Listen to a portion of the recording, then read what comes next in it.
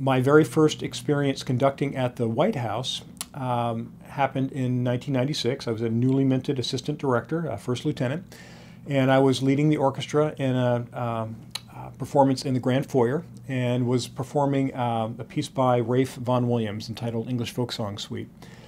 And I was about a minute or two into the first movement, and I felt a tug on my elbow, and I assumed it was one of the White House staff, maybe the chief usher, who wanted to give me some information about the event. And when I turned around, much to my surprise, I saw President Bill Clinton, who immediately said, oh, this is the Ralph Vaughan Williams English Folk Song Suite, right? This is one of my favorite pieces of music.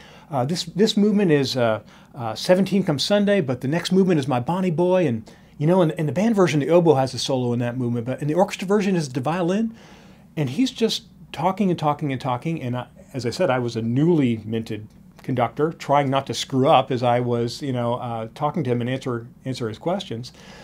But it just amazed me, after the fact, as I reflected back upon this episode, that he had such specific memories of this music that he could not have had any exposure to in more than 30 years. Back when he was in high school, he was a tenor sax player.